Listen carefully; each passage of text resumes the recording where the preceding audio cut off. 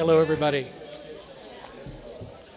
So happy to see so many familiar faces, and it's a pleasure to see people who I haven't met yet, and I'm looking forward to being friends by the end of the night. My name is Jim Lockridge. I'm from Big Heavy World, and I want to welcome you all. If you don't know already, there's coffee and tea available. Just please help yourself in the back corner of the room over here. And I'll bring it to your attention that we're recording tonight for RETN, so you'll be able to let your friends know that this subject matter will be available to them on television soon. And tonight's programming includes a presentation by Professor Thomas Visser of UVM about the history of Memorial Auditorium, followed by author Peter Moskowitz, helping us understand how the economic strategy of attracting capital to downtown development should be balanced by social policies that prevent displacement. We are sitting in the SEBA Center, the South End Arts and Business Association. On the other side of this wall is Big Heavy World. That's a volunteer-run music office that archives and promotes original music from the state of Vermont. We are located in this building in the South End Arts District, and it's a region here in the South End that's subject to many development influences, from transportation to housing, with stakeholders ranging from federal funders to our city administration, residents, businesses, and artists who are often in many of these roles themselves. The South End community has had difficult public discussions about what path its development future might take. And it's a logical location to have a conversation like the one we're having tonight. Our event is presented by Rights and Democracy, an organization that brings citizens together to build a movement for rights and true democracy, seeking policies that lead to healthy and just communities. Shay Totten, the communications director, will describe the work of Rights and Democracy as he introduces our second speaker later in the program. We thank SEBA for the space, Keurig Green Mountain for the coffee, Shaw Supermarket for the supplies, and Phoenix Books for making copies of How to Kill a City available tonight. And Peter will remain after the program to sign copies that you purchase at the table. Thank you, Todd, over with Phoenix. Also a thank you to Amy Radcliffe of Gotham City Graphics for the gift of her design talent. And we're surrounded by paintings by Richmond artist Emily Mitchell on the wall here. The SEBA Gallery exhibits here change about every 3 months. Hope you'll come back. Now, please stay afterwards if you're curious about Big Heavy World. I'm glad to give you a tour. Also, hang out with Peter. And this is your friendly reminder to set cell phones on stun. And I'm very pleased to introduce Professor Thomas D. Visser. Professor Visser directs the University of Vermont's Historic Preservation Program and teaches courses in preservation, planning and theory, researching historic buildings and sites, architectural conservation, and other preservation topics.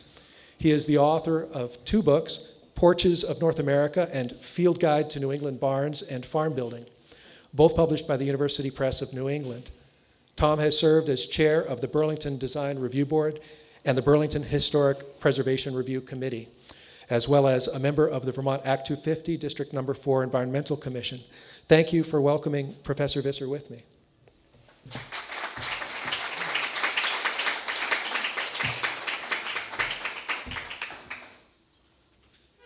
Well, thank you very much, Jim, and thank you all for coming out on a sticky night like it is tonight. Let me just set this up here, hopefully.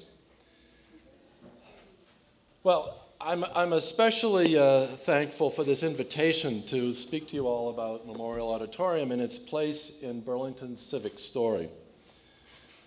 We are looking forward to hearing from our special guest, Peter Moskowitz, who through his work to expose the many corrosive effects of gentrification on communities has become one of the most illuminating contemporary voices in this critically important topic since Jane Jacobs. And so I will focus my prefatory remarks this evening for about 20 minutes, and I'll divide them into 3 parts.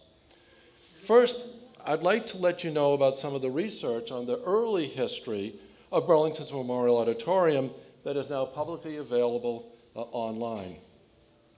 Second, I would like to share some highlights of historical information about Memorial Auditorium's place in Burlington's civic story. And then third, I've prepared a short video, which I hope tends to wrap this all together.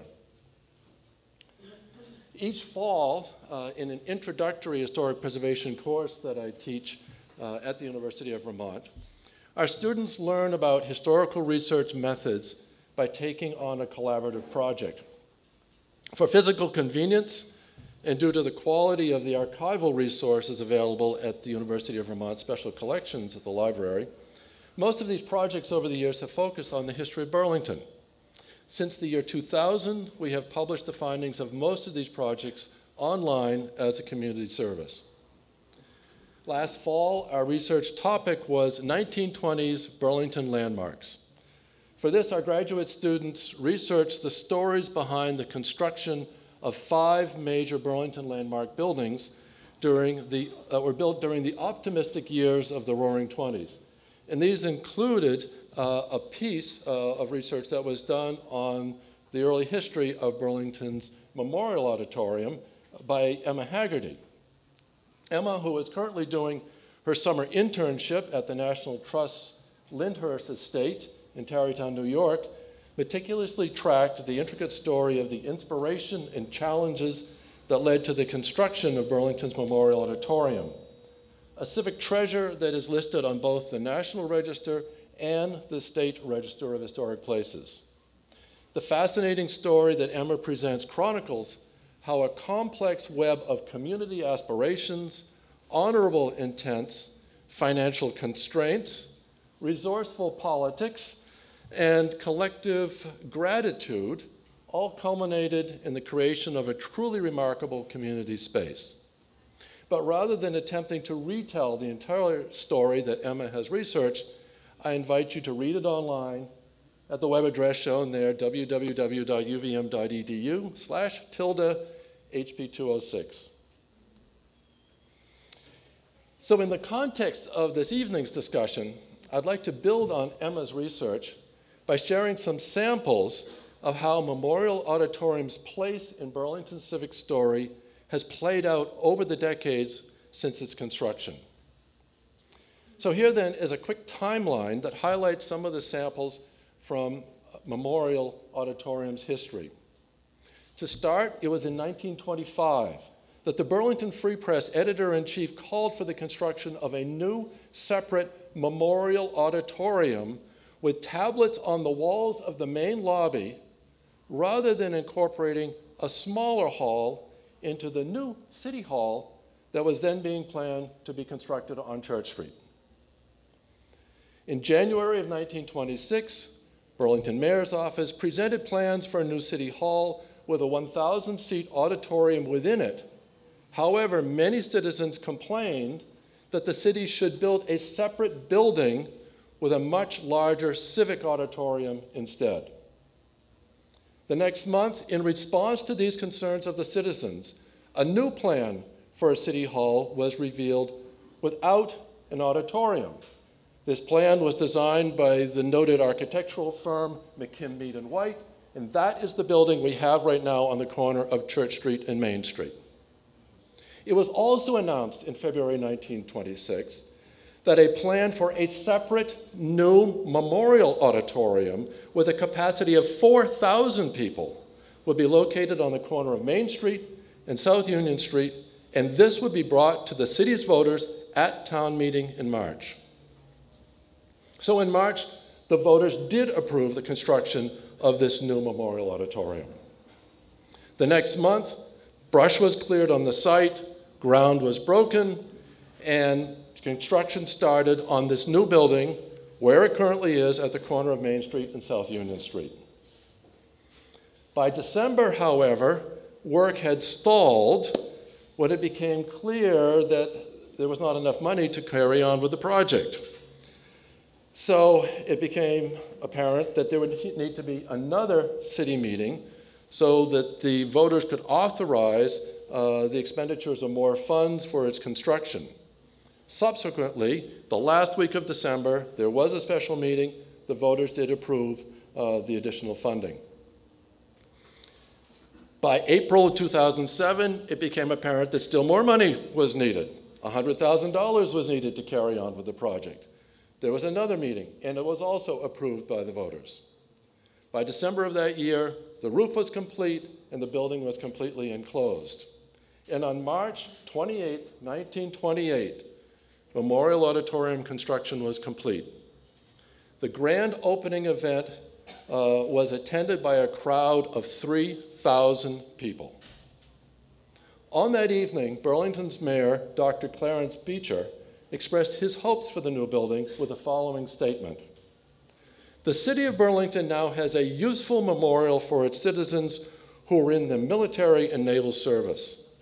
This will continue to be a memorial just so long as it is maintained properly, so that it can be pointed to with pride as the city's fitting recognition of its ex-servicemen and women. It will be useful just so long as the people of Burlington unitedly lend their efforts to make it useful. That is, useful as a gathering place for entertainment of a civic nature, useful for meetings of important organizations, local, state, and sectional. If the people will insist that the Memorial Auditorium will always be kept at its best, it will ever be a real tribute to those living and dead who served their country well. If our citizens will use the building as their own and make it serve the needs of the community, the state, and even the nation, it will long be a blessing to Burlington. Within the first month of its opening, a broad range of community events were held in Memorial Auditorium. According to the Burlington Free Press, these included, on April 9th, everybody was invited to the Elks Charity Ball. April 15th, the first concert in Memorial Auditorium by the Burlington Symphony Orchestra. Over 1,700 people attended. April 19th, 4 days later, an estimated crowd of 2,000 people attended the annual Burlington Firemen's Ball. Unfortunately, during that Thursday evening, it was interrupted 4 times by fire calls, but the show went on. On April 20th, the very next night, there was a 4-bout evening boxing match held in the Memorial Auditorium basement. According to the Burlington Free Press, the huge crowd was, quote, more than fair, and the event ended up with 4 of the 5 bouts ending in knockouts. On April 24th, 4 days later, there was dancing by Mac Bergman's 10-piece Real Hot Band that ran from 8:30 p.m. until 1 o'clock in the morning, and this was on a Tuesday night. Okay, and that was just the start. May 2nd, Burlington's American Legion held their 10th anniversary ball in Memorial Auditorium. The next night, Tony Sarge's world-famous marionettes appeared for children's audiences. On the 5th, the Vermont Republican Party held its caucus, attended by over 1,000 people at Memorial Auditorium. And on the 7th of May, the 7th Field Artillery Military Band performed a patriotic mass meeting of the Vermont Commandery of the Military of the Loyal Legion with a choir of over 100 voices.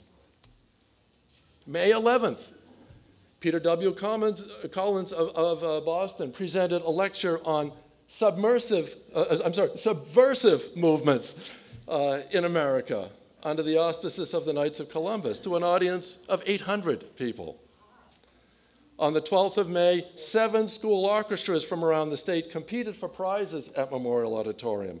The same day, the Burlington City Hall that we now have on Church Street was completed. The next night, the Burlington Symphony Orchestra presented a concert at Memorial Auditorium. 2 days later, the Vermont Democratic State Convention was held there. And then on the 17th, the Burlington High School Orchestra gave a band concert. On the 18th, the Vermont Republican State Convention was held in the building. And that same evening, UVM held its junior prom at Memorial Auditorium. So I won't go on for the rest of the events in 1928, but I thought it might be interesting to look at just a sample of some of the other events that were happening over the years. So February 1929, the Burlington Automobile Show was, quote, the largest show north of Boston. On the 17th of March, 1931, there was the Vermont Sportsman show. And according to the Burlington Free Press, dog lovers will flock to the basement floor of the auditorium, where it is said that 110 dogs of all sporting breeds will be on display. November 12, 1936, the Vermont Farm Bureau held their annual banquet with dancing to follow. On the 30th of October, 1937, there was a community Halloween celebration held at Memorial Auditorium, preceded by a costume parade. March 4th, 1938, the Northern District basketball tournament was held there. And on July 27th, 1939, Rudy Valley, with his entire orchestra of 30 pieces, performed there as a homecoming for his birthday. He was from Island Pond, Vermont. And from 1940, a few more examples. Tom Dewey, the GOP presidential candidate, spoke to several thousand at Memorial Auditorium. On August 1st, there was a speech by Dorothy Thompson advocating a United States of English-speaking people. 2,000 people attended that address. October 10th through 11th, 2,500 people attended the Vermont Education Association convention in Memorial Auditorium. And on December 15th, 1940, Max Circus Benefit put on a performance for children to support the Bundles for Britain War Aid. The Second World War had obviously begun. So, moving ahead to the 1950s, by this time, in the mid-1950s, the U.S. Immigration and Naturalization Service had offices in the basement of Memorial Auditorium. And indeed, the federal government was leasing that space for $20,000 a year, and there was an interest on the part of the city to continue that relationship. It was one of their main headquarters for reviewing visas and passports and so on. October of that year, another conference, 1,200 people showed up for the Vermont Education Association's annual convention here. Jumping ahead to the 1960s, in February of 1962, it was announced that Burlington's welfare department hopes to begin distributing food for the city's needy from a new room in the basement of Memorial Auditorium. The Immigration Service had moved out by then. March 12, 1967, Simon & Garfunkel performed here. September 1964, Senator Barry Goldwater made a speech at Memorial Auditorium. By 1968, there were starting to be some concerns about the acoustics, peeling paint, and some other issues, so that it was announced that a $5,000 concert shell had been purchased by the Lane series of the University of Vermont for use on the Memorial Auditorium stage, and they did other improvements, including repairs to the roof, repairs to the walls, and so on. And according to the Free Press, the auditorium was found to be up to its usual high standard of cleanliness. And through its busy schedule over the decades, Memorial Auditorium continued to serve the city through a process that helped to shape the civic character and identity of Burlington, Vermont. Indeed, perhaps the most important aspect of this facility, so conveniently located within walking distance of thousands of Burlington residents, is that it served as a venue for community engagement for all the people of Burlington. And what better demonstrated this commitment to serving all the people than was the opening of 242 Main as a space especially for Burlington teens in the basement of Memorial Auditorium in 1986. I trust some of you here may have fond memories of attending events at Memorial Auditorium over the years. For me personally, by moving to downtown Burlington in the 1980s, I found Memorial Auditorium to be one of Burlington's most amazing assets, especially by having such a huge array of big events here just a short walk away. A sample of some of those events you can see here on the screen. In In 1988, in October, Memorial Auditorium was listed on the National Register of Historic Places as a contributing building within the Main Street, College Street Historic District. This was one of an array of historic districts in downtown Burlington listed on the National Register in response to the gentrification pains that urban renewal had brought to the community. Indeed, Burlington had seen firsthand how its thriving mixed-use residential and commercial neighborhood between the downtown business core and the lake had been destroyed after being called a slum by planners in order to get federal funds. They had heard the heart-wrenching stories of so many families that had been displaced by the project. And despite all the big promises, after decades, all that stood on that large urban renewal site were a few big boxes for some banks, offices, a hotel, and some government-funded buildings. Recognizing that historic preservation could be an effective tool to help protect from big money interests of gentrification, Burlington became nationally known for its progressive efforts to serve the needs of all the citizens.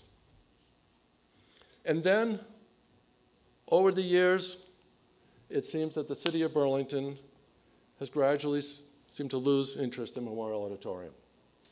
I remember in the 1990s, when I was serving on the Burlington Design Review Board, we became aware of some half-hearted attempts to modify the building that just seemed to be contrary to the very preservation guidelines that the city was applying to permit reviews to property owners. And by 2012, concerns were seriously being raised about the deferred maintenance situation. And at that point, the Memorial Auditorium business or building manager estimated that there were about $4 million of repairs needed to the building, 2012. Which brings us to the present situation. After what apparently was a failed effort by the city to solicit a plan to demolish Memorial Auditorium last year for a big new arena, Burlington's mayor office announced to all the users at the time of Memorial Auditorium that they would need to leave and that the heat would be turned off for the winter. This is where we are. Concerned about the fate of Memorial Auditorium, I spoke to the mayor. I spoke to city councilors about this last summer. And I continued to be concerned after having these discussions. So I started a project to document Memorial Auditorium and its place in Burlington's history. And from that, here is a short video that I hope captures some of the feelings associated with the history of this community landmark.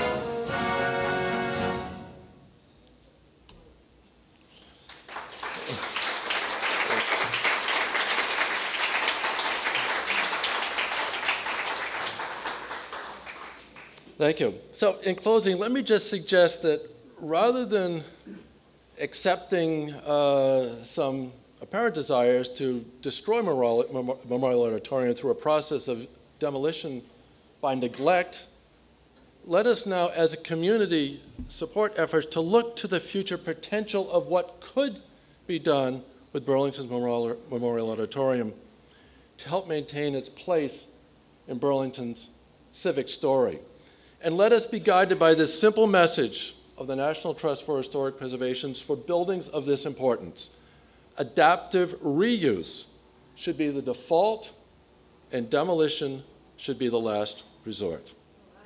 Thank you.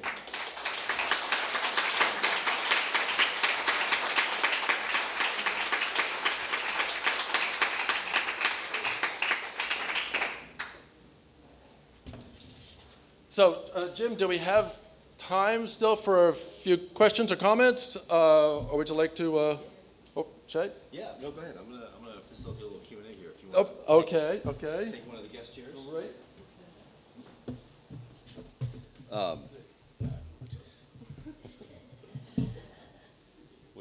Whichever is your better side, right?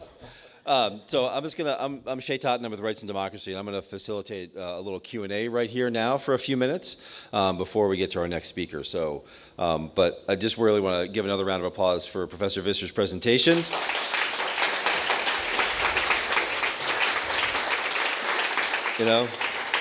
I never got to see Rudy Valley, but I did see a lot of concerts at Memorial. And I grew up in the Northeast Kingdom, and if we weren't traveling to Montreal for concerts, we were traveling to Memorial.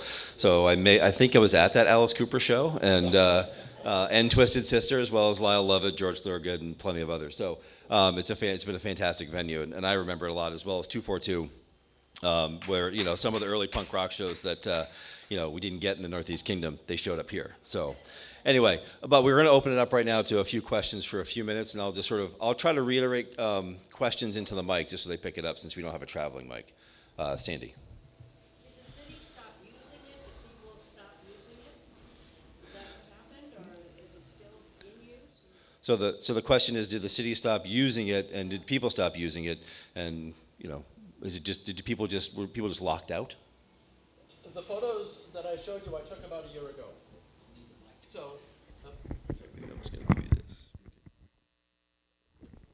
So the photos that I showed you in the video I took about a year ago.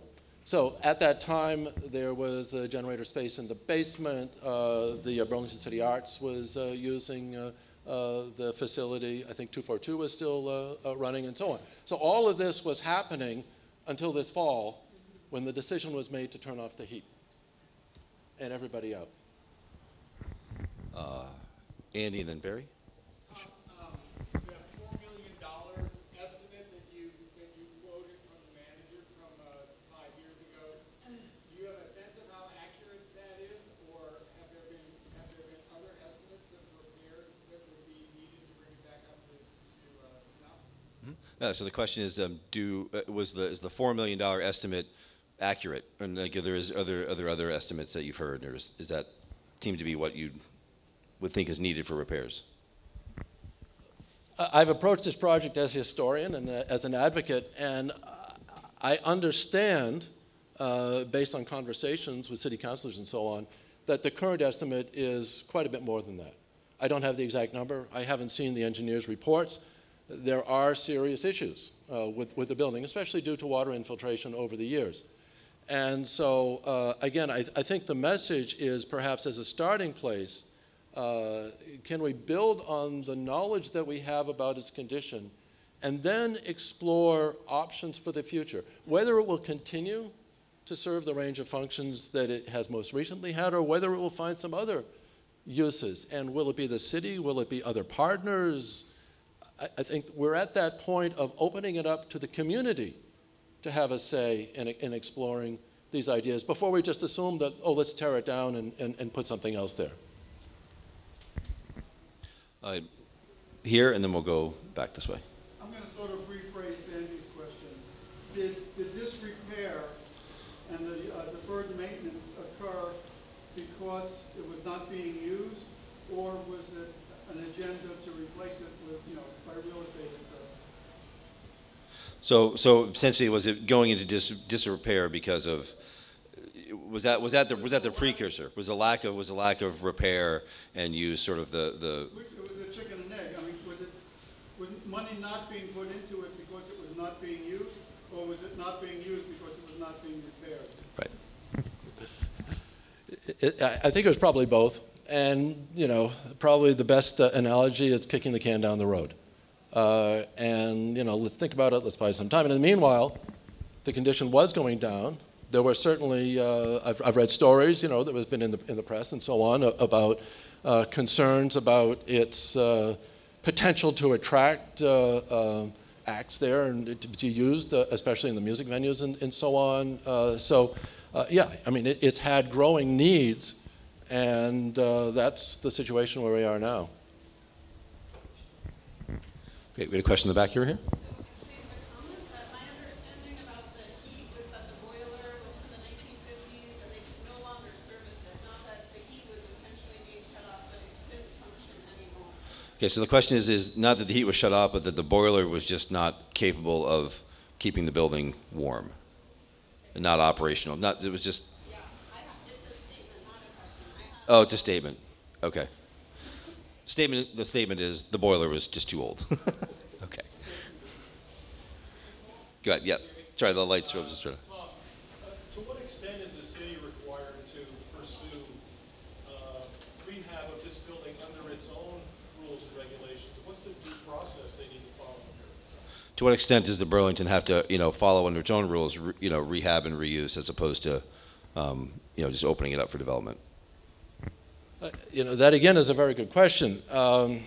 When serving as the chair of the Design Review Board years ago, on a number of occasions we were reminded that the city was exempt from its own rules for review. One would hope that the city would respect the rules that it applies to other property owners with regards to the preservation of its historic buildings. Okay, I'm going to take a question from over on this side of the audience now. Megan. Hi, Tom. Yeah, your call at the end for adaptive reuse is very compelling. And I'm wondering, not knowing enough about the building, how suited is it to be reused and, like maybe the space isn't so useful the way it is anymore. And with it, the way it's constructed, it looks like a tank to me. How well suited it is to adaptive reuse? Yep. So the basic question is how is the building suited for adaptive reuse, just given its current construction and layout? This is a question that would be best approached by engineers and developers who have experience adapting buildings of a similar type. I mean, there are many examples of buildings of a similar age, of a similar scale, that have been very successfully adapted for new uses in many cities across the country. It's an extremely long list. At this point, what we might call the adjusted basis of the building, the value of the bricks and mortar and so on, is pretty low. And yet, when you look at that shell and you explore options, there may be ways to do things with it that could be a real asset to the city of Burlington without assuming that the only way to do it is demolition. So there's not a quick answer to that. This is something that should be studied. It should be studied carefully. And I'm just encouraging the city to take that step, explore some options, be creative, think what else has been done around the country, and maybe use in the world, and maybe think about some of those options for this place. Charles, and then we'll go to Earhart. And I think we're going to leave it at that so we can have some time to introduce Peter and so we can hear the next speaker. Yeah, I want to thank Professor Visser and Embracing Democracy for bringing up this issue.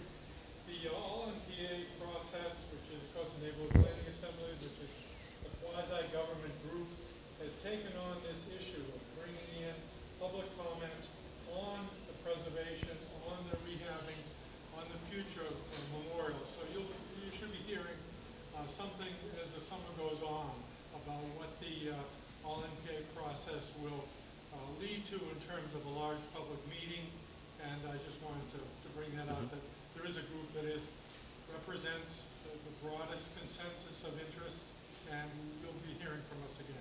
Thank you. Great, yeah, thank you. So for anybody, just to make sure, and so that it gets recorded, so there is going to be an all NPA process, and the NPAs have taken this up as an issue, and that is Memorial Auditorium and its planning for the future, and you're going to be hearing that. So keep a lookout for your NPA agendas if you're in Burlington, and there is going to be more about this. So thank you, Charles, for bringing that up, because that's going to be an important part of really sort of doing, as Professor Visser's been talking about, if we want to lead forward, the NPA is the good start of the process to do that.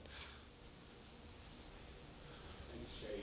Tom, thanks for your presentation. One of the concerts you missed was Bob Marley in 1981, which was shortly before he died, as well as other notables during the 80s and 90s. I'll just say that having been a city councilor back in the 80s, the can's been kicked down the road for a very long time, because I just remember looking at budgets back in the 80s, the Murray era, where Memorial Auditorium was always kind of needed a lot of capital needs, and people just kind of kept it going as best they could for years, and it just accumulated and ultimately got to the state where it is now.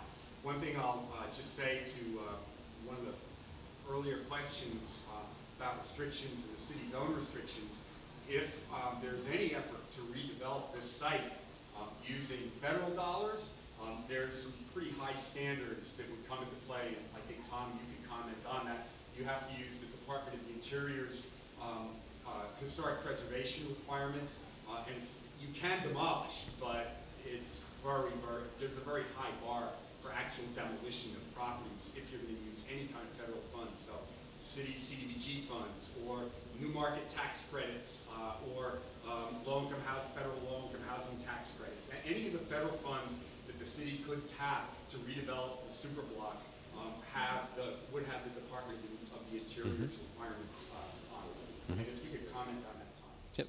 So I'm not going to reiterate the whole thing. Hopefully everybody heard it, but basically, if the city does use and tap into any of the numerous avenues of federal funds to do redevelopment, there are some pretty high standards. So you can talk a little bit about that as well.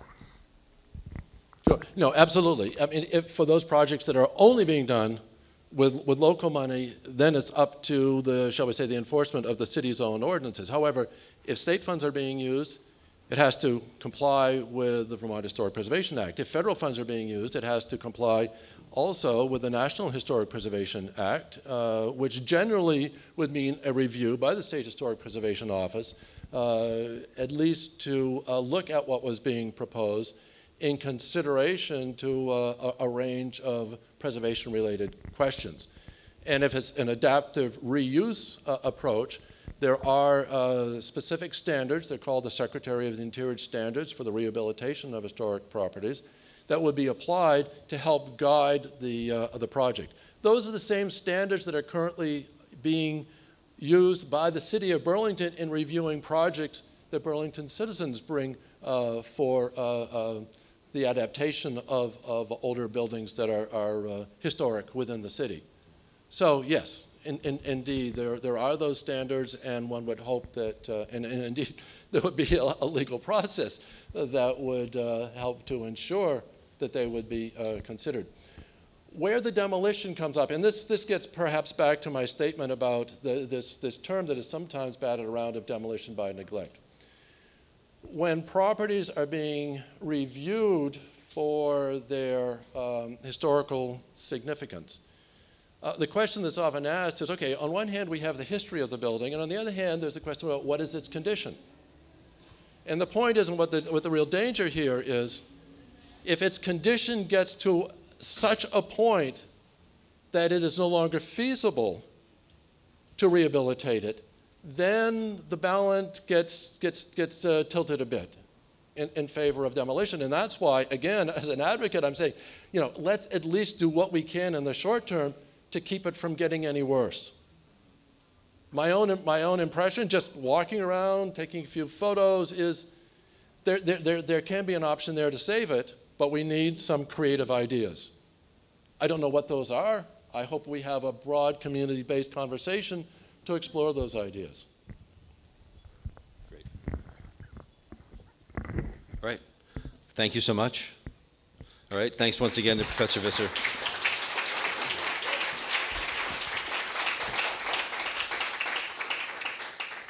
the professor will join Peter at the end of Peter's talk too, and we'll have another Q&A with the two of them after we're done. So we're going to move on to the next section. So my name is Shay Totten. I'm the communications director at Rights and Democracy, as James said, and we're proud to be one of the co-hosts of this event. Some of you may, I think, and I recognize some faces, were at the Fair Development Forum that we held last fall over in the city BCA building, the old firehouse on the second floor.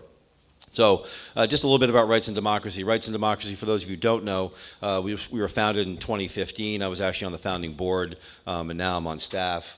But we are a bi-state, multi-issue grassroots organization, and we do have offices both here in Burlington as well as Manchester, New Hampshire. And our basic model is that we're organizing in communities throughout both states on issues of environmental, economic, racial, and social justice issues. And part of what we do through that community organizing is to help leaders on those issues in those communities build bases of power to then either run for office, so either city council, a select board, state legislature, or a school board, or also get onto some of the city commissions that often have impact on areas like we're talking about tonight, which is fair use and fair development. So. We have lots of materials in the back of the table, and Jeffrey Caesar, our outreach director and good friend back there, can talk to you a little bit more. We do have copies of the fair development handouts that we had at the forum last year, and a lot of this came up at the time because we were having a lot of discussions around, obviously, the downtown mall redevelopment, Cambrian Rise, which is a funny name, but a big housing redevelopment on North Avenue, and development happening and development pressures all over the place, feeling the pressure of gentrification, feeling the pressure of a lot of development all at once, with a seemingly lack of robust and sort of real democratic community input. So Rights and Democracy, I mean, democracy is part of it, and rights is another one. So we felt as if in organizing in our own hometown, this was one way for us to kind of help bring things forward a little bit. Unfortunately, after that October forum, we had an election, and after that election, a lot of our work was subsumed by just, going, whoa, and standing up and being part of the resistance and channeling a lot of the national angst through Vermont. We were a leading organizer of the Women's March in Montpelier, which brought 20,000 people to the State House steps, the largest single rally in Vermont history, and we've done similar rallies and similar organizing throughout this state and through New Hampshire. And just so you know, I mean, while we all like to think, Burlington is this great hotbed of the kind of activism that we see, our largest single chapter is actually in Bennington, Vermont, where they normally have 50 to 75 people showing up twice a month, working on issues that are of value in their community, and they're working very heavily on healthcare as a human right, as well as fighting the opioid crisis and fighting decarceration, because they have a state prosecutor down there who likes to lock up drug users and doesn't like to send them to treatment. So those are very core issues for them. We also have very active chapters in Rutland, Stowe, believe it or not, Central Vermont, and then a whole host of folks in Middlebury, Bristol, and then some other communities that are just starting to form, such as Brattleboro, Hancock, which is just south of Rochester, if people know where that is. So these are like little groups that are really forming up everywhere based on this sort of community-based rights and democracy model that we have. We're very decentralized. We like to have member leaders take over. So that's our little spiel. But really, you're here to hear Peter, and I am too. I've been just fascinated by his book, and I've been flagging lots of good things here.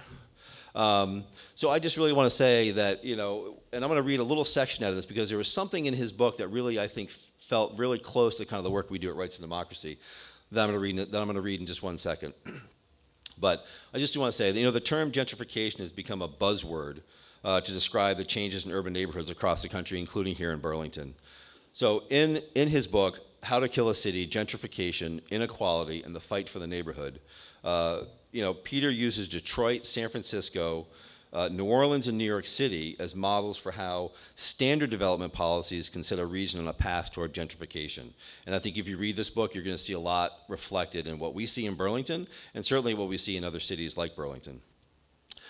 Peter is a writer who's based in Philadelphia and New York City. He writes for Vice, The Guardian, Fusion, and other publications. And before writing this book, he was a writer at Al Jazeera America. I just want to say, this book, I'm just going to read this one little section that I think is just, I think a good sum up for me in sort of how I sort of approach this sort of issue and how Rights and Democracy is trying to work on this in Burlington. And this is sort of, it's sort of in like, the end chapter, like, the one you read when you're, cribbing for a final. But really, it really sums it up nicely. If we're going to challenge gentrification, we also have to untangle the web of racism and sexism that is built into housing and urban policies. Cities, capitalism, and inequality are human creations, and relatively recent ones at that. Still, it took an immense effort to create the unequal, environmentally destructive, and psychologically harmful ways in which we live today, and challenging that will require an equally immense effort. And I think we're all seeing that now. And I think we're going to continue to see that. Not just this administration, it doesn't really matter. Neoliberal economics does not exist in one party. It exists really as a creature of capitalism. That's not his, that's mine. But okay, he agrees with us, that's good. But getting back to what Peter wrote, there are plenty of people who already know what we want and need. Better housing, better schools, better transportation, more money. But they are disenfranchised and therefore unable to achieve it. So the problem of solving gentrification is not only about economics or urban planning, but about democracy. What would cities look like if the people who lived in them, who made them function, controlled their fate? And I think that's the important question, and I think that's a question that I'm really hoping can be guided through what Peter says next and through the Q&A afterward. And I really want to thank you all for being here, and I want to welcome Peter Moskowitz to the stage, and let's have a nice little discussion about gentrification. Thank you.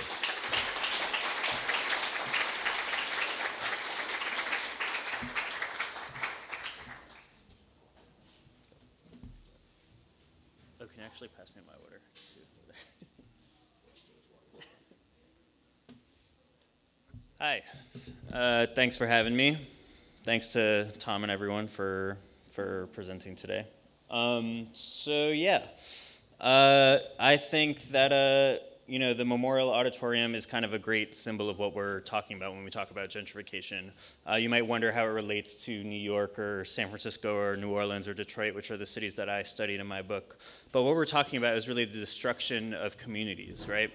If the Memorial Auditorium was a gun factory or, I don't know, a meat processing plant, I doubt there would be as many people trying to save it. What people are mad about is that we're taking away community at the same time we're bringing in development that does not increase community, whether that's condos, whether that's new 10 or 20-story buildings, private spaces that aren't meant for everyone, right? So whether we know it or not, I would venture to guess that what we're really sad about when we talk about the Memorial Auditorium is not just bricks, but what they represent. I'll tell you a little bit about how or why I wrote this book, walk you through a little bit, and then hopefully end on some hope. When I've been giving talks, people have found them kind of depressing. So I'm hoping that's not going to happen. But yeah, I mean, these are immense issues, and I don't want to shy away from that. I don't want to say there's an easy solution, so maybe that's why people find this depressing. I grew up in the West Village in Manhattan in New York, just a few blocks from where the great urbanist Jane Jacobs wrote her book, Death and Life of Great American Cities. My parents were some of the first loft dwellers there. They bought a converted warehouse for almost no money back in the early 1980s. And when I was growing up, the Far West Village was still mostly industrial. I can still remember the smell of hot garbage on summer mornings because the block was mostly garbage truck parking garages. We were the only residential building on the block for a while. As I grew up, I started to realize things were changing, but not. I didn't really take full account of it until I got back from college, and looked around and said, "Holy shit, what happened here?" Gone were the small stores, the independently owned antique shops, the little bakeries, replaced by Marc Jacobs, Gucci, Tom Ford. Gone were my neighbors. They weren't there anymore. The artists and the hippies that used to live in the building were totally gone. My parents are one of 2 or 3 families still left in the building that were there from the start. They were replaced by literally millionaires and billionaires. Apartments across the street from my parents' place are now selling for $25 million for a 2,000 square foot apartment. The average rent in the West Village is $3,500 a month for a one bedroom. So yeah, that gives you an idea of the kind of people that live there. But what I felt seeing that was kind of an immense anger and immense loss. I would see these people walking through my neighborhood, and it really did feel like it was my neighborhood. And with their little dogs and their Fendi bags and on their cell phones, and I'd just be like, what are you doing here? Like, get out. You're not appreciating the neighborhood for all it's worth. You're not appreciating it for the community it created, for how it raised me just as much as my family did. So I got back from college. I obviously could not afford to live in the West Village anymore, or really any of Manhattan. I moved to Brooklyn and realized I was all of a sudden on the other side of the process. I was in a neighborhood where I was helping gentrify. Without even realizing it, I was helping displace people just because of who I am, of the color of my skin. I was getting the same kind of looks I was giving people back in the village, like, what are you doing here? Why are you ruining my neighborhood? When I started looking into gentrification, though, I started to realize that the way it was talked about was very superficial. You'd read the New York Times articles about the next Williamsburg, the next Brooklyn. You'd read local newspaper articles about, a coffee shop's opening here, or here's a new condo development. No one was really talking about what is actually going on. And I realized that it must have been a massive, massive process because, I could be on both sides of it within a matter of years, and I saw it everywhere I went. I think let me take a step back and talk about how cities are funded, because I think that's critical to understand if we're going to understand gentrification. A few decades ago, about 40 years ago, the top income tax rates on the rich were were like 78%, around there, right? Now the top federal income tax rate is around 32%. When you factor in all the tax loopholes that the rich get, we're talking about 14%, something like that a lot of rich people pay on most of their wealth. What do taxes fund? They fund community spaces, they fund schools, they fund public transportation, they fund road construction, they fund public housing and subsidized housing. Right after World War II, we had millions of units of public housing built across the country, right? So cities today, no matter how rich they are, with a few exceptions like San Francisco, are almost always cash-strapped. They are in a constant battle to attract the rich to themselves in order to fund themselves through property taxes. And if you're wondering why your property taxes are going up, no matter where you live, whether it's in Burlington or the suburbs, that's why. Because you can see a direct correlation. As income taxes go down, property taxes have to go up to fund things like schools and road construction and all the rest. So that's just a little bit of context, just to give you a sense of what city planners, what politicians, what mayors are thinking when they're thinking, let's build as much as possible here, and not just anything, but only high-end things that will attract the rich, right? Because they're looking at the bottom line and saying, we need more money, and who brings more property taxes? People who own condos and people who pay $2,000 a month in rent. So I started my book in New Orleans because I'd done a lot of reporting there, and about 10 years after Katrina, I had seen that things were not going back to normal after the storm, even 10 years later. And I realized what was happening was kind of gentrification, and the more I looked into it, the more I realized how blatant that process had been. And I thought that was a good place to start the book, just to show that, this is not an accident. This is not a trend. This is not about the individual will of a million hipsters. This is about a systemic process to radically alter the functioning of cities. Right after the storm, right after Katrina in 2005, politicians began plotting how to radically change the city. Governor Kathleen Blanco at the time said it took the storm of a lifetime to create the opportunity of a lifetime. Then she shut down every single public school in New Orleans and replaced them with charter schools and fired every single unionized teacher. They had to reapply for their jobs, competing against mostly white volunteers from the North who were working for places like Teach for America. Almost every single housing project was demolished, despite the fact that very few of them were actually affected by the storm. They put fences up around them and wouldn't let people back in. FEMA wouldn't give enough money to black families to come back to the city. There was a lawsuit that showed that FEMA systematically gifted white homeowners more money than black homeowners after the storm. You know, I met this guy, Wayne Glapion. He's a jazz musician down there. And he basically had to walk his way out of New Orleans, wade his way out of New Orleans through the water after the storm. And, you know, then wanted to get back to fix up his family's home that had been in his family's, that had been with his family for generations. He basically had to hitchhike back from an army base hundreds of miles away. There was no way, the government wouldn't help him get back, essentially. He finally got back, started repairing his home with his own bare hands, and the National Guard told him that if he didn't leave, he'd be shot or imprisoned. He persisted. He kept building his home, rebuilding his home. It was a double shotgun, which means it was 2 separate apartments next to each other with a shared porch, very common style of house in New Orleans. FEMA didn't give him enough money to repair it. So a few years after the storm, he had to sell it because he ran out of money to repair it and the government wouldn't help. And he had to sell it to a wealthier family, which combined both apartments into a single shotgun, or not a shotgun anymore, but a single apartment. And he moved kind of to the suburbs of the city.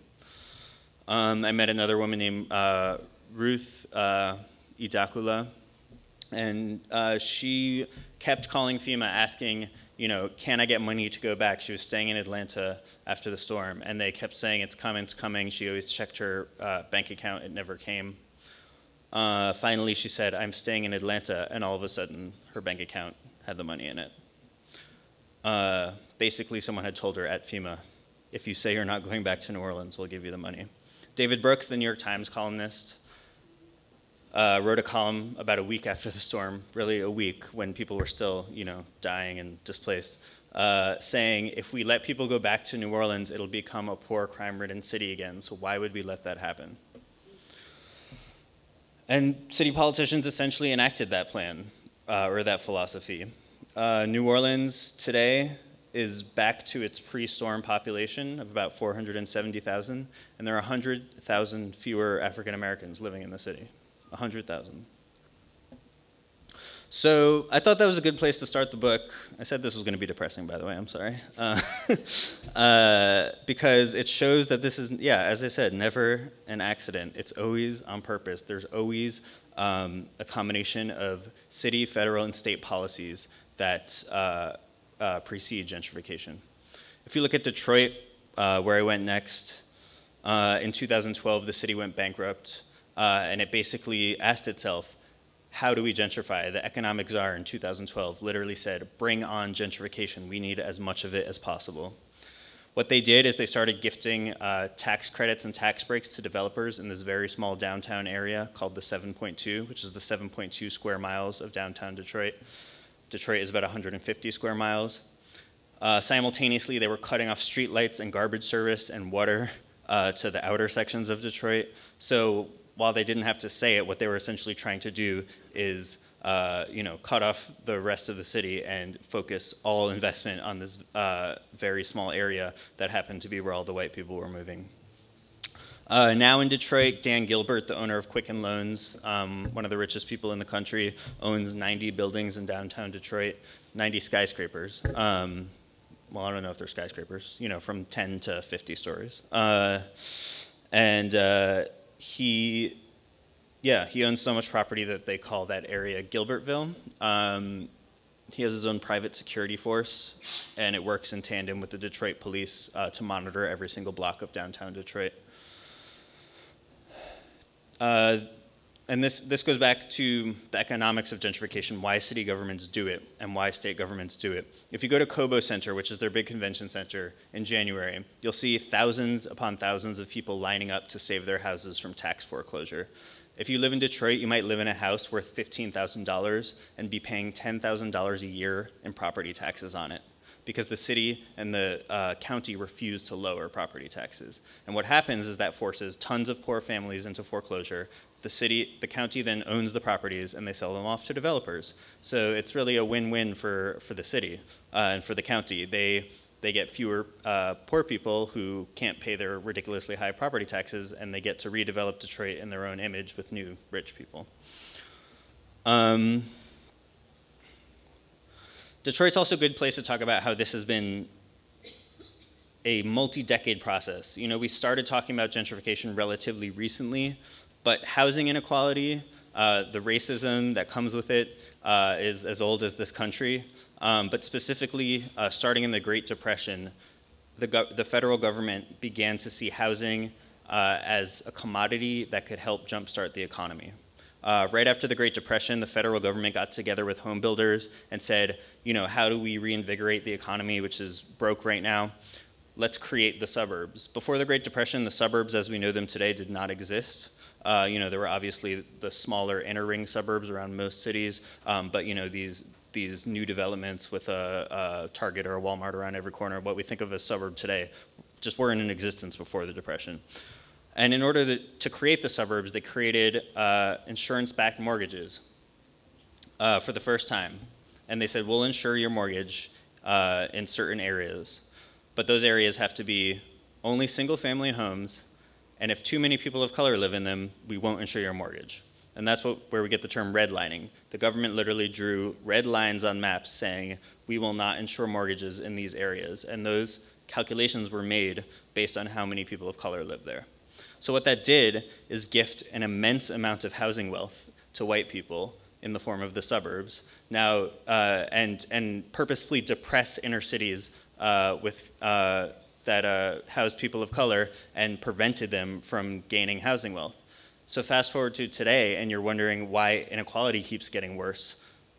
60, 70 years ago, white people in this country were gifted hundreds of thousands of dollars in housing wealth that persists today.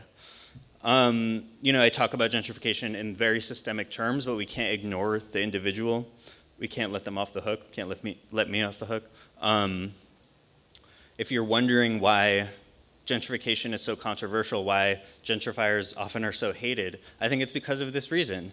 You have people who, because of the government's actions, decade after decade, have the ability to go into a city now and purchase whatever they want, to stay put in a city when gentrification happens. Whereas for poor people, for people of color who have been systemically disinvested from decade after decade, they don't have that opportunity, right? So it really does come down to the individual level in that way. In San Francisco and New York, I saw really what gentrification does, what its end goal is, and that's to turn cities less from places to live into machines for capital, essentially. There's an area of New York City now, which is called Billionaires Row, where more than 50% of the apartments, this is right in the middle of Manhattan, aren't occupied for the majority of the year. They're owned by mostly foreign investors. It's not a place to live anymore. It's a capital instrument in the same way that a stock is or a bond is. In San Francisco, I saw this happening, you know, where apartments were going for $4,000 a month for a one bedroom. And I saw the effect that this has. What happens when cities become tools to grow money, essentially? It means that everything that isn't profitable gets pushed out of them, whether that's low-income people or whether that's culture and art, because art most of the time is not profitable. So, you know, I met Oscar Rios, this gay guy who grew up in the Mission, predominantly Latino neighborhood, which is really gentrifying right now. And he lives now in Concord, which is about an hour train ride or an hour drive with all the traffic away from San Francisco in this bland kind of, you know, suburban community that's just sitting there left over, you know, after all the gentrification of San Francisco happened. You know, there are no gay bars there. He has no friends really to interact with. He just kind of spends his time walking around and pining for the days when he lived in San Francisco. And that's kind of how I felt about New York when I'm there. I feel depressed. I feel like something that helped me grow up, something that gave me a rich inner life. You know, I have like a little brag in the book that I feel more interesting as a person than a lot of the people that surround me in New York these days.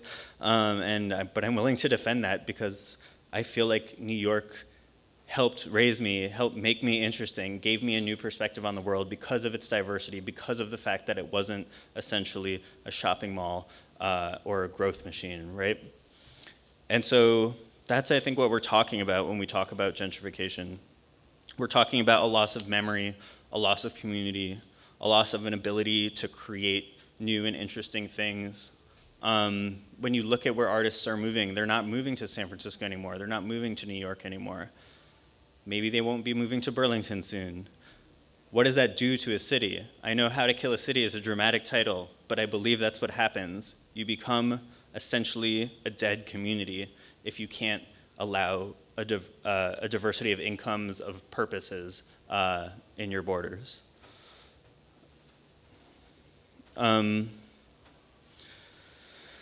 So, yeah, I mean, we're facing this massive issue. This goes back to racism, you know, from the founding of this country, as I mentioned, redlining. It goes back to the suburbanization of the United States. You can consider gentrification a kind of the flip side of the coin of suburbanization. They're really, really massive issues. One more thing I did want to mention about that is that when the suburbs were created, they weren't only an economic project, but they were a race and political project as well. There were a lot of, there was a gay rights movement after World War II. Women's rights were being taken seriously for one of the first times in American history.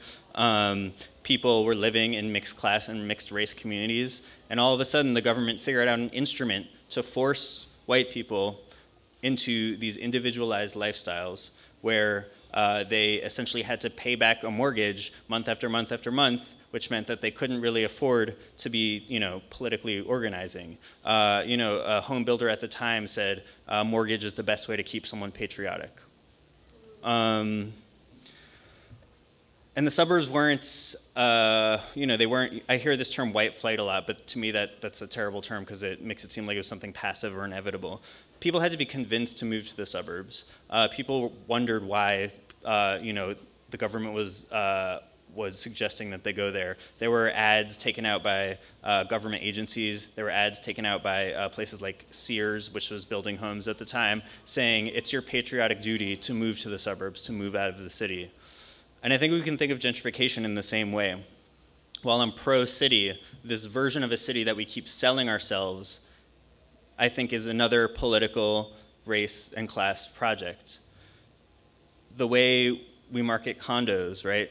The way we build condos, they're built so they look like nothing around them. They're built taller than everything around them. They're built often with security at the front and with gyms inside of them. There are buildings now in New York that have pools and playgrounds and everything you and your family could ever need within their doors. They're gated communities in the sky, right?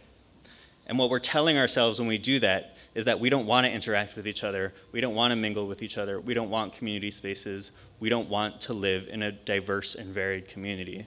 And I think that's another way in which cities essentially die. When we build these projects that aren't for everyone, that don't fit in with cities, and that encourage people to essentially privatize their own lives. I heard there's a mall redevelopment project here. I don't, you know, that could fit in with that. So yeah, so there are solutions to gentrification. Unfortunately, they're really big ones. I think we've been taught to reach for the lowest hanging fruit, and what that gets us is kind of nowhere while we tell ourselves we're doing something. Inclusionary zoning is a great example of this. You know, we say, well, we can't build public housing right now, but we'll force developers to include 10, 20% of their affordable housing in their project. New York is the biggest city doing this right now, and it's doing it the most out of any city. Last year, inclusionary zoning created 6,000 units of affordable housing in New York, and 1 million people applied to live in those units. So that gives you an idea of how far you get when we're in a full-blown housing crisis using this kind of market-based solution. I think what we need to be looking at is solutions that are much larger than that. We need to be looking at universal rent control and rent regulation. We need to be looking at land pricing control, which is often not talked about, but the reason rents are so high is not just because of buildings, but how much you purchase the land for to build those buildings on. In most cities in developed European economies, most land around the borders of cities is controlled by the government. They only release that land when they need to developers by predicting how many people will be moving into the city, and in that way they control the price of the entire housing market in the city, and they depress it. In Germany right now, which does have gentrification problems, you can still buy houses in or apartments in most of its largest cities for under $100,000. That obviously does not exist in New York or San Francisco or other big cities in the US.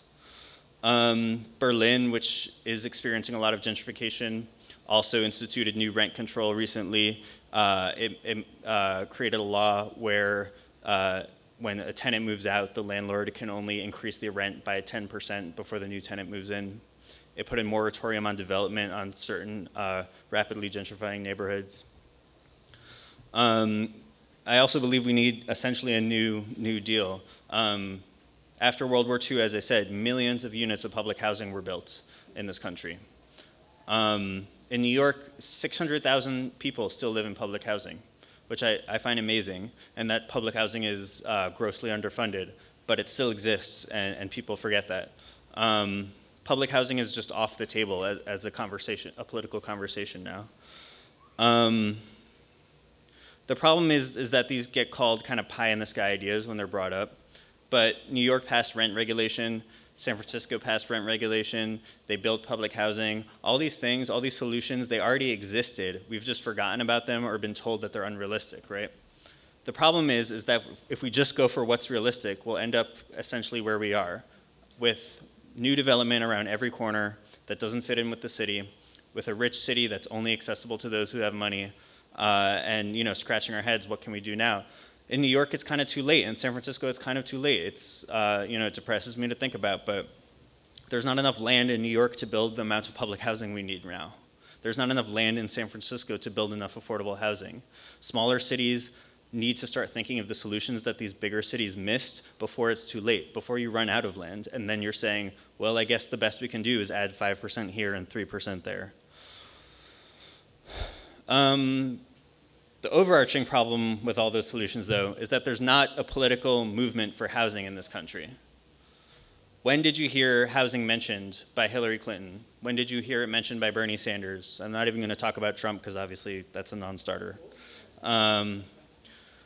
But even our liberal politicians do not mention housing. It's not part of their platforms, or it might be, but it's buried under pages and pages of other policies, right?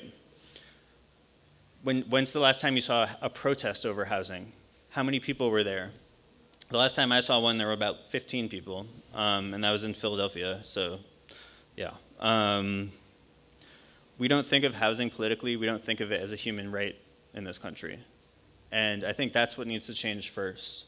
I think the problem is the idea of housing and it being a commodity is very wrapped up in our idea of the United States in the first place. We've been taught that the American dream revolves around the mortgage, essentially. And we've been taught, and now with gentrification, even if people aren't getting mortgages, they're going downtown, they're renting, they've been taught that their entire lifestyle is predicated on whether or not they're able to afford an apartment in a cool, hip city, right? So we're teaching ourselves over and over again that the only way we can live good lives is to afford individualized, privatized housing. In Berlin, there are protests over housing almost every month, and they draw thousands of people. And so I don't think it's a coincidence that the government has responded there with all these new regulations. Even in hyper-capitalist economies like Hong Kong, 50% of new housing there is publicly subsidized. 50%. So it's not that you have to be a commie, although I am, but it's not that you have to be to understand what needs to be done. Even in these hyper-capitalist economies, people are saying if we're going to create massive inequality, we also have to provide for that, right? That's not being done here. We're talking about 5, 10, 15% inclusionary zoning. It's not enough. So yeah, I mean, I'm not from Burlington. I don't want to be too specific here about what you all should do. But I think the first thing to do is to get together and build a broad-based movement. If it's 3 people yelling at a city councilor that we need more affordable housing, that's not going to be that effective. If it's 300 people, that will be. If it's people who understand housing as a political issue in the same way that we now understand, say, police brutality as a political issue, in the same way that we now understand gay marriage and gay rights as a political issue, and they'll say, we're not going to vote for a mayor or a city councilor who's going to develop in a way that will displace people and that will prevent this city from being as cool as it is, then, you know, that scares politicians. If you can say, we're not going to vote for you because of this, that scares people, but you need a critical mass in order to be able to do that. So I think before even getting to I mean, not that you can't be fighting for universal rent control and all these great things, but you have to do that base building work before or at the same time, because otherwise we're going to keep running into the same problem where we don't have enough political power to actually change things. Yeah, and with that, I'd be happy to open it to questions.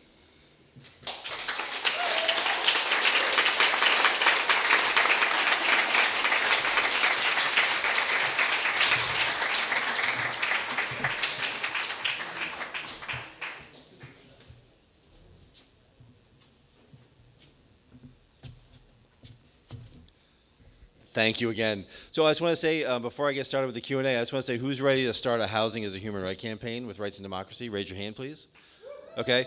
You can sign in the back, and you can sign the Raise Up Vermont petition over here, but we're gonna use that for this housing event because it is something that we are talking about at Rights and Democracy, and it is something that we feel is necessary, not just in Burlington, but statewide. We've been talking to folks about it. We're working on raising some campaign money to do it, and we're hoping to launch that very soon. So stay tuned, but sign up if you want to know more about it and you want to learn how to get involved. So with that, I want to open this up to questions to the audience, and I'm going to do my best to repeat questions because this is the only mic that's going to pick up questions. So we have one back here.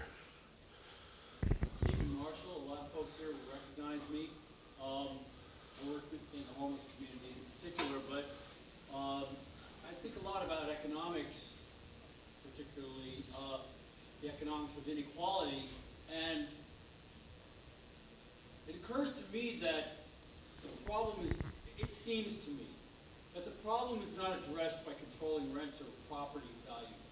The problem is that we have an overheated economy. We're really successful at attracting wealthy people.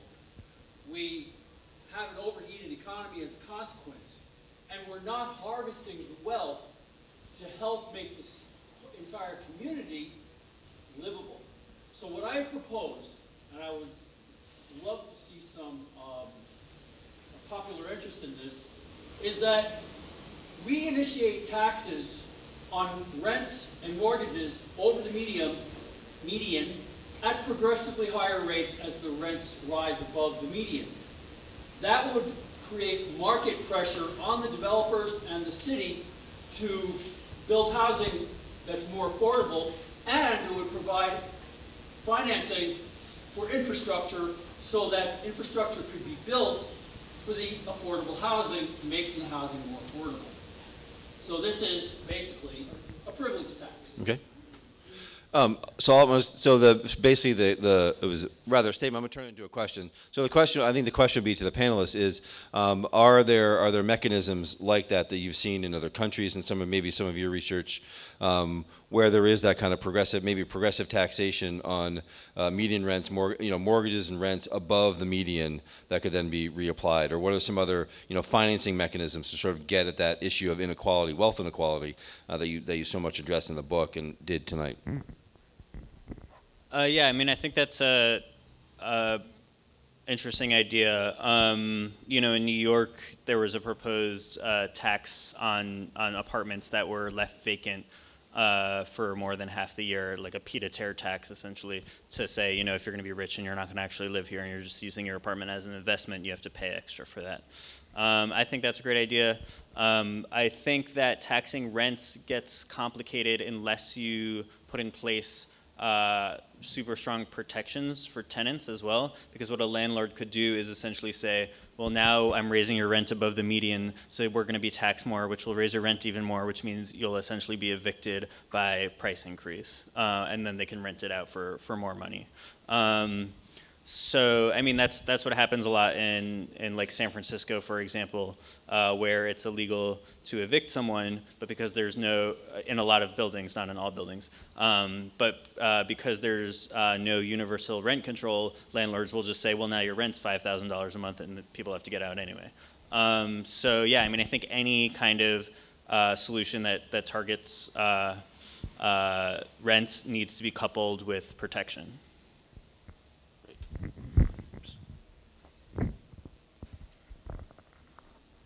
Other questions for our panelists, our guests? Janice? Thanks, that was fantastic, really inspiring. We're dealing with all this stuff here as it's happening all over the place. I just wanted to ask you, a number of us just went to Barcelona for this fantastic conference called Peerless Cities that was talking about a lot of this stuff. There are people all over the world. Barcelona, I guess the question is, have you been following what's going on in Barcelona? They created this really amazing movement in 2015 that was based on evictions and fighting evictions. So they had what you're talking about, this, this political movement based on housing. So that's a question for you. And then I just want to say something just a little controversial and frank. I really appreciate Rights and Democracy doing this, but I didn't raise my hand just now when you said you want to start a movement with Rights and Democracy, because I don't feel that comfortable with just, going in with that particular. There are a lot of movements right now in the city that are working on this issue, and I don't necessarily feel that Rights and Democracy has been supporting those. So that's just an aside. The question is, do you know about Barcelona, and what do you have to say about it? And if not, I'm happy to talk about it. Okay. Oh, so the question is, in 2015 there was a sort of an uprising in Barcelona that really focused on taking back control largely around evictions. And so have you been following Barcelona, and could you relate that back to sort of the topic of gentrification? And I'm happy to talk to anyone about Rights and Democracy's role in Burlington after the talk. Yeah, so to be perfectly honest, while I'm generally familiar with what's happening there, I haven't been following it closely. But I think that European cities in general have been more successful because, for one, the cities have been more renter economies for a long time, so that gives people a reason to care about things like rent increases. In a lot of cities, including Detroit, New Orleans, San Francisco even, there's a huge divide between the newcomers and the poor who they're kind of in one group because they're all renting, and the people who can own their apartments and their houses because they don't really see the same pressure put on them. So yeah, I mean, and in San Francisco, unfortunately, there were a few ballot measures in the last few years that would have done things like regulated Airbnb, that would have put a tax on development, and that would have put a moratorium on development in the Mission, which is the most rapidly gentrifying neighborhood, and they all failed by wide margins. And I think that points to the fact that there needs to be a lot more education done and a lot more base building done before we can have a thing like Barcelona happen here, because people are still very skittish on the idea of housing as a political movement. If I could just build on that, I also was in Barcelona a few weeks ago, and I was particularly struck by the range of efforts that are underway to help improve the quality of life for the residents there. And one of the major things is based on transportation. And there are large neighborhoods, as you may know, where there are efforts made to reduce the reliance on automobile traffic, blocking streets, and encouraging people to use the amazing metro system that's there. And I think this also factors into this discussion about sprawl and gentrification and so on, is getting beyond the automobile as our means of transportation. I happen to be at that age of life where I'm becoming more aware of quality of air. Maybe some of you have been reading about some of the research that's been done on this topic over the past several months. And automobile exhaust, it irritates my lungs. And studies have shown that it's at much lower levels than has been previously assumed, where harmful effects are happening to those of us of a certain age, and it's threatening people's lives. And I think all of this really needs to be incorporated into a broad view and looking at what's happening in Barcelona, in other cities in Europe and around the world is critically important at this time.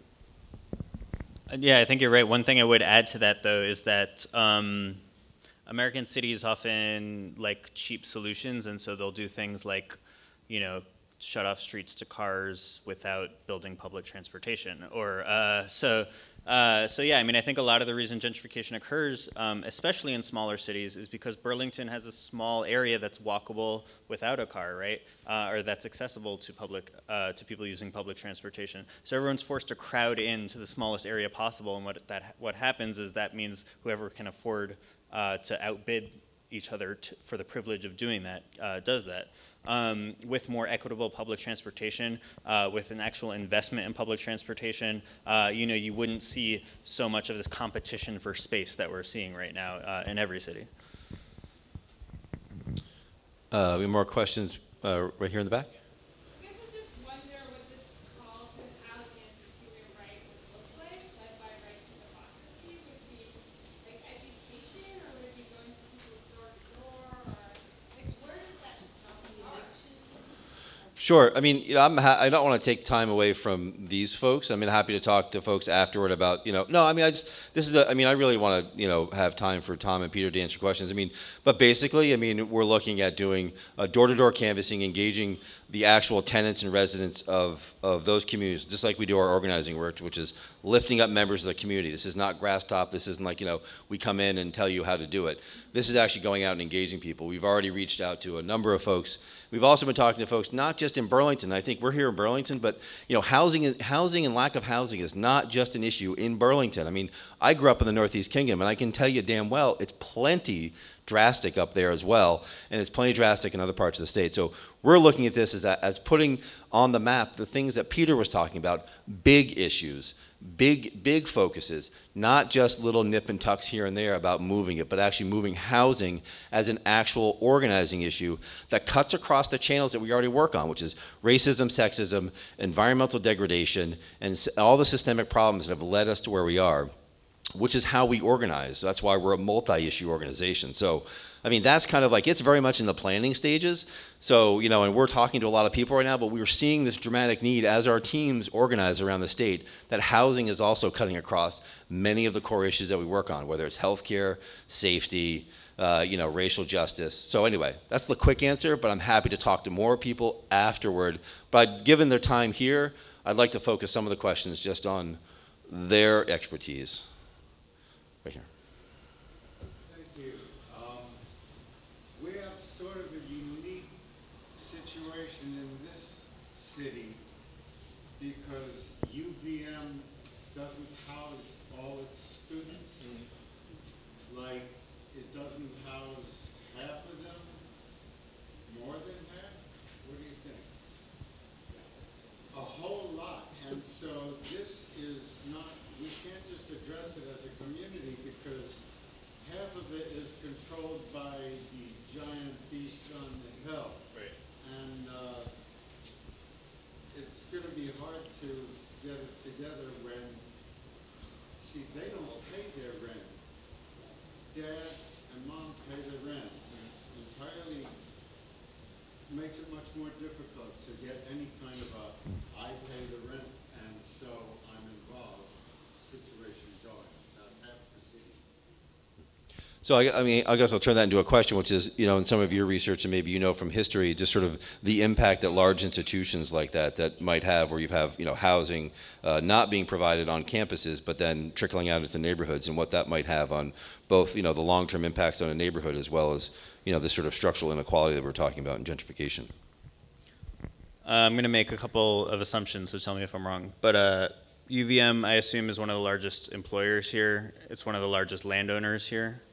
Yeah, same thing with University of Pennsylvania and Drexel and Temple in Philadelphia and NYU in the West Village in New York. We have to start thinking of universities, I think, unfortunately, more as landlords and developers than as inherently benevolent institutions. They need to be part of the thing we're fighting against a lot of the time, because their interests are often more in line with the development class, because they're the largest landowners in town, because they house the highest number of people, and because they directly profit from owning that land. In Philadelphia, the University of Pennsylvania is doing something called Pennovation, which essentially means buying up block after block of this black neighborhood right next to UPenn and building a new campus there, and part of that includes private housing. So they're profiting, they're landlords too, and they need to be part of they're part of the Goliath. Of course, the question puts me in a rather sticky situation as being an employee of a certain institution, not involved with the planning of this, and I don't want to try to defend or criticize what has been going on, but certainly, for the record, there have been a good number of additional units that have been constructed by the university. Nevertheless, we certainly recognize the pressures that housing for students is placing on the community. Our program is primarily aimed at preparing graduate students for professional careers in the field of historic preservation around the country, and our students are coming from all over the country, and for them it is a challenge to find an affordable place to live in this area, because there's virtually no graduate student housing that's currently been provided by the university. Yes, there are cooperative agreements with various entities, Winooski, there was some housing out at 40th and Allen and so on, but I think you're certainly touching on a very important part of the community planning, and engaging the university in these discussions is extremely important. I'm going to go here, and then we'll go back in 1 sec. So Julia first, and I'm going to try to keep the light's a little bright, so I'm trying to keep track of hands up over here. But it's a little, I'm sorry, on this side it's a little hard. So Julia in the back, and then I'm going to go over here. So I'm really interested to hear from you. What you're pointing to. You started by framing the massive shift in taxation and the flow of tax dollars that happened over decades, right? And so we've been declining. I mean, the social infrastructure and the resources for the community have been declining for decades and decades. Right? So I'm really interested to hear from you then what you pointed to as really the path out is building political power. Right? So my question is not, what policy or what, it's not what policy, it's really like what have you seen or what are you seeing that seems promising to you to build that scale of political power that we need now to, shift that whole direction. Right, so the question is sort of, in order to build that political power to make those massive shifts that you were talking about, what are you seeing? And you do talk a little bit about that in the book, so maybe explain a little about some of those movements and what they look like. Well, yeah, thank you for the question, and let me take a moment to shit on the Democrats. The reason that we don't have political power right now is because we've trusted in a party that has taken our political power and then done nothing with it, right? The Democrats have not addressed inequality to the degree it needs to be addressed. The Democrats have not addressed housing. They have not addressed systemic racism. And now they are virtually powerless in the entire country. They're on the ropes. They don't control the House, the Senate, the presidency. They have something like 16 state houses left. They're one state house away from not being able to block an amendment to the Constitution. Basically, we're at year zero here with building political power, I think. If there's one silver lining of Trump, it's that I think a lot of people, including myself, have realized that we need to be building from the ground up. Whether that means pressuring the Democrats or creating another party or whatever, that's up for debate, but we really do need to be building from the ground up. And that includes housing.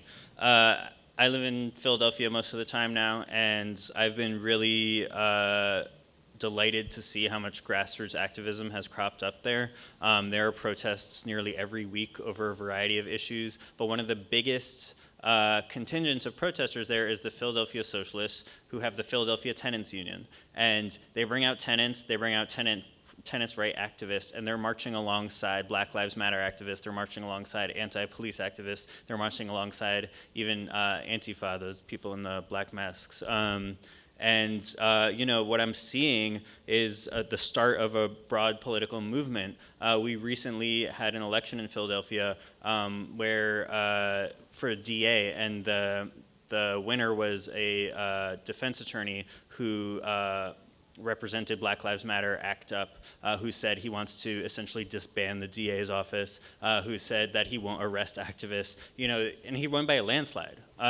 So I think we're seeing the start of something, but yeah, I mean, I would encourage, I don't know, I don't have a super specific answer except to say don't focus on, you know, like convincing whoever is running for president in 2020 that housing is important, because they're not going to care. Convince your neighbors first that you need to build broad political power.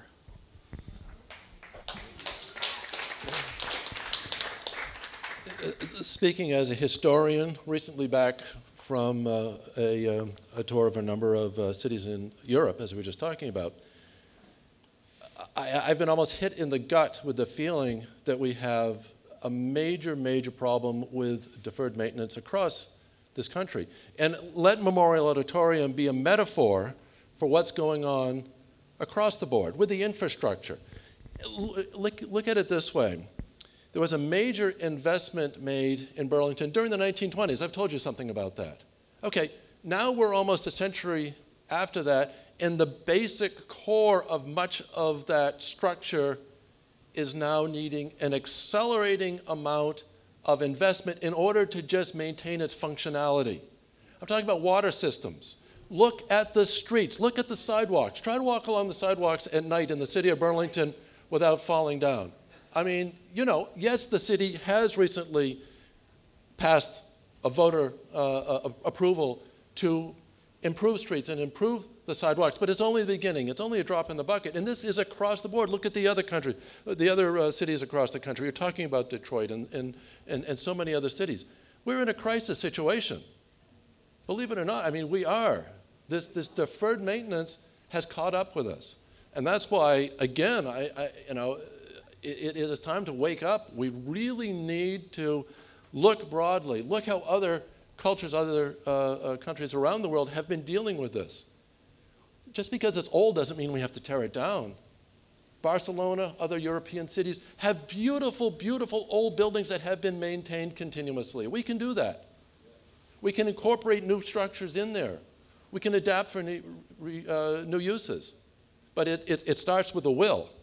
And I think that's where we're talking about it all, perhaps even in the political sense. Yeah. Well said, thank you. So you had your hand up, and I'm going to go back over to here to Mark. So. I wanted to make a comment on the source of money for student housing in our community. And I don't think the bulk of it's coming from parents. I think it's coming from the student loan program. And these kids are on the hook for it. And who's benefiting from it? You know, private landlords that have taken 1 or 2 family homes and carved them up into student housing. And so the source of the funds is the student loan program. Private landlords are benefiting from it, and we're just standing by watching it all happen. And it's our kids that are going to be paying for this. Right. Well said. Yeah. So I think, and her point was basically that it's not just the parents who are paying for those apartments off campus, but it's largely a lot of it's probably coming from students through the student loan program, and those of us who have had student loans and paid them off, we know what those can rack up, but we also know who offers those loans. Right, and so I think that's part of, you know, getting back to some of your comments about that, you know, where the wealth and capital flow. Thank you. So I'm in the north end of Burlington, and there was a little piece of brightness by election, a progressive Democrat-minded person who I think may represent something in Ward 7. And something I know is about Ward 7 because I've done organizing in the north end at times.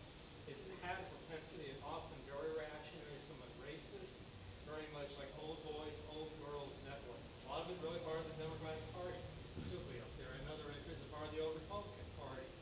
And I felt like I was actually able to fresh air for a change. But what I've noticed, and I haven't had much time in my life, I'm organizing recently, but I find it very ironic there seems to be a buy-in to trying to emulate the rich. And that's what I noticed coming from a background where my family was communist during the 30s in Italy, for obvious reasons, thank God they were, and other folks who are activists in Costa Rica on my father's side of the family, which is another story. I find it very amazing that the American social culture seems to really push a lot to say that you need to identify with someone above you. Obviously, we know the Trump election is just a representation that people who should be normal allies with us believe that a very wealthy, elite, narcissistic person will drive you. And I find it even in quote-unquote enlightened Burlington, two rationales that get me very nervous. One is a homeowner who needs more money and is willing to rent the sky if someone's willing to spend $2,000 for a two-bedroom, knowing what that does to most people who are renting it. Because in some ways they earnestly are afraid that they're going to die or on the street. So how do you argue when the present economic reality asks middle income or working people who actually own property, why not the sky's the limit? Because what assurance if I'm not going to be out there on the street? Mm-hmm. Do you want to? Yeah, I think this goes back to, this idea of how we're sold lifestyles, right? When I talked about the selling of the suburbs, and when I talked about the selling of the inner city as the new place for the hip and the moneyed to be, we're constantly being reminded that we need to kind of keep up with the Joneses, right?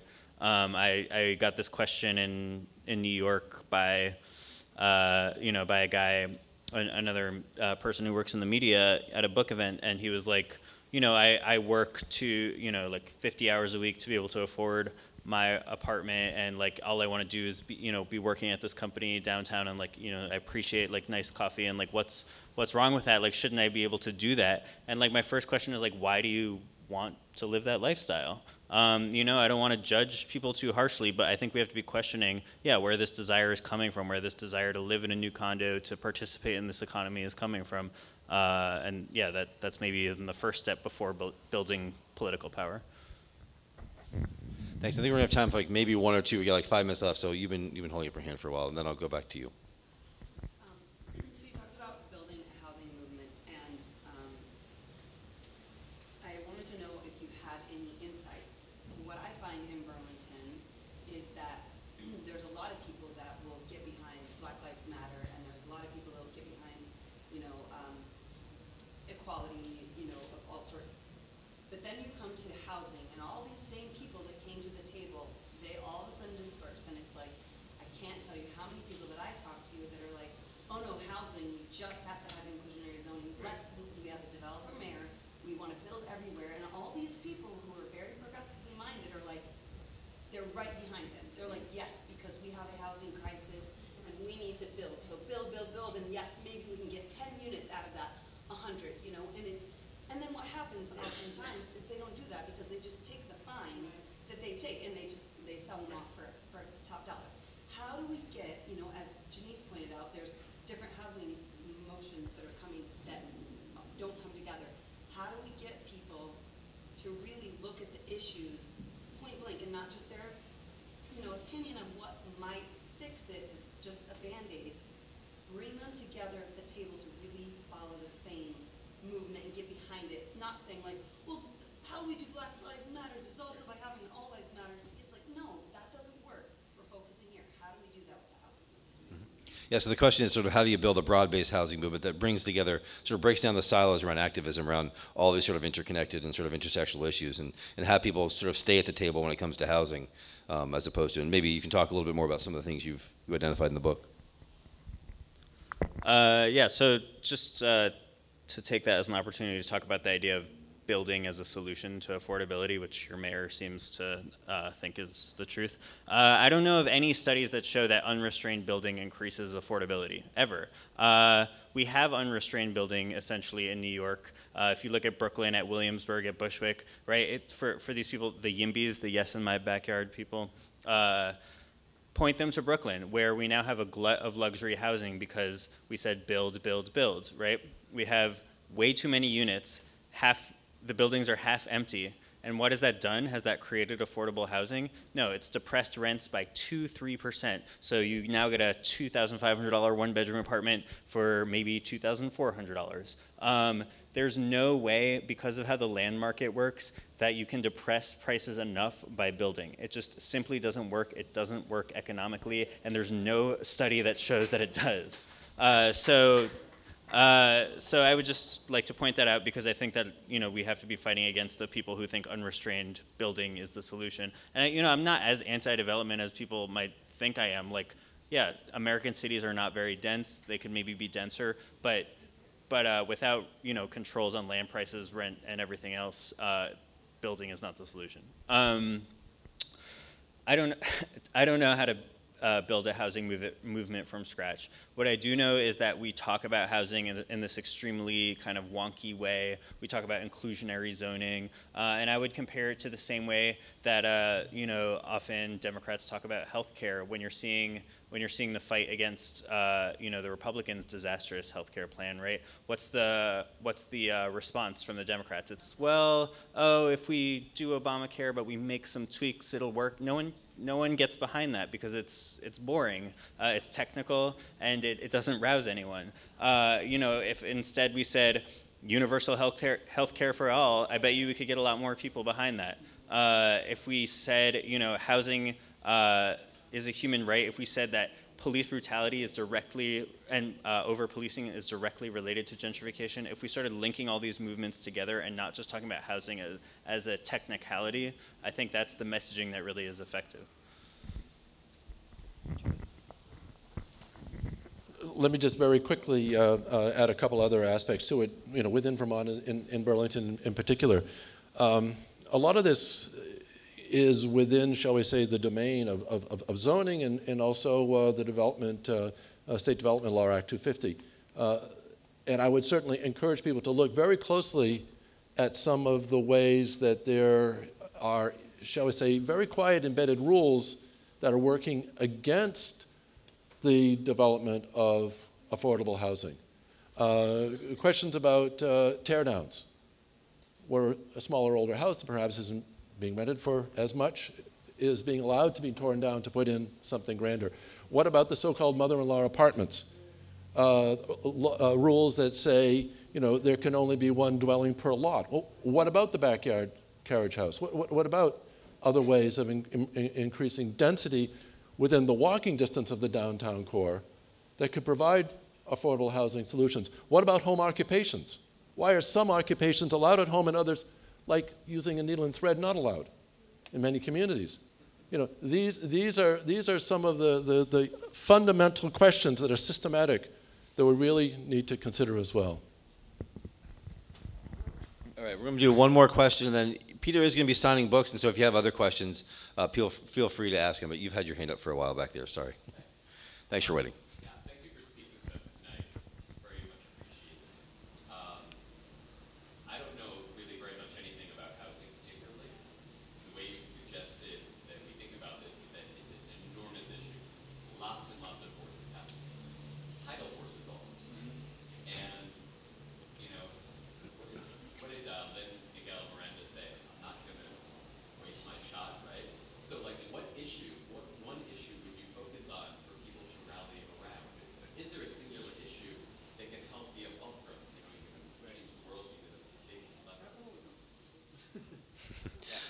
Okay, that's a big question. So is there one single issue we can sort of, all get behind that's going to, really kind of be the fulcrum for this movement that you're talking about? Right. Yeah, I think if you're talking about, even if your end goal, as someone just said, is ending capitalism, you can still have a more specific housing movement within that. I think that an issue that everyone could get behind besides the development class is universal rent regulation. Why is housing left only to the free market, right? I think it's pretty simple to understand. You can only raise rents by this much per year. It's been proven to work in cities across the country and across the world, so you have historical backing to do it.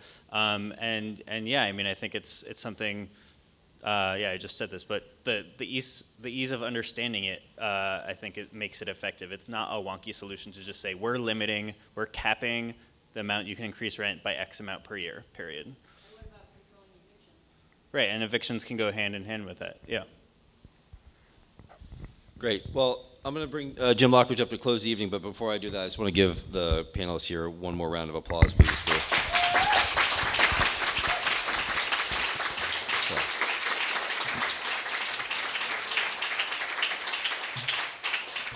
Thank you, everybody, for coming out. I want to remind you that Phoenix Books has copies of Peter's book for sale at the table. Peter will be signing, as Shay mentioned.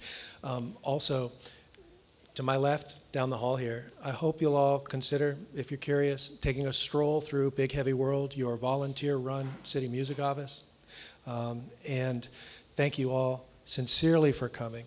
If you're curious about the threads of the Memorial Auditorium discussion, I'll encourage you to take a look at the URL save242main.com. There's a petition there that you could contribute to or learn some more about the community forces that have an interest in the future of Memorial Auditorium. I hope you'll consider hanging out, having some more coffee, tea, and mixing. You know, meet somebody new. That'd be a wonderful thing. We're all here to experience you know, some expansion of our understanding and make our world a little bigger, so we may as well do that in social terms as well. So again, thank you all for coming. Thank you, Tom and Peter, for being here. Thank you, Shay, for hosting, and thank you to our engineers, Brian and Ryan, for giving us the sound that we've experienced, so appreciate it.